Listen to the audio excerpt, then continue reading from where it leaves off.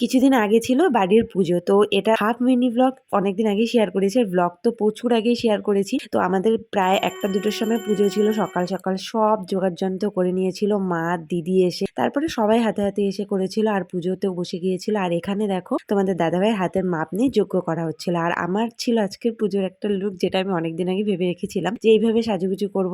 আর 5 বছর পরে ঠাকুর পেতেছিলাম, আর গোপাল ঠাকুর পেতেছিলাম, আর সাথে ছিল লক্ষ্মী গণেশ আর লক্ষ্মী নারায়ণ। আর খুব সুন্দরভাবে পুজো কমপ্লিট হয়েছে। আর ভোগ রান্না করেছিল আমার কাকিমুনি। আর এখানে পরে বারোয়ারি খিচুড়ি সবজির জন্য আয়োজন করা হয়েছিল, যেটার মধ্যে একটু প্রবলেম হয়ে গেছিল, কিন্তু শেষে সবকিছুই ঠিক হয়েছিল। মাসি এসে খিচুড়ি রান্না করেছিল, আর এখানে আমার বাবাও দেখো সাথে সাথে হেল্প করছিল। আর সবজি করেছিল আমার যা ননা, সেটা মিলে সবজি করেছিল। দেন আমি প্রায় সন্ধ্যাবেলা প্রসাদ খেতে বসেছিলাম। হ্যাঁ, তার আগে বিকেলবেলা অনেকের খাওয়া হয়ে গেছিল, আমি আর মাই শেষে বাকি ছিলাম। পরে আমি ড্রেসও চেঞ্জ করে নিয়েছিলাম, শাড়িটা চেঞ্জ করে নিয়েছিলাম। এই ছিল আমার লাস্টের লুক। আর রাত বাজে 12টা, সবাইকে এখানে টাটা বাই বাই করছিলাম। তো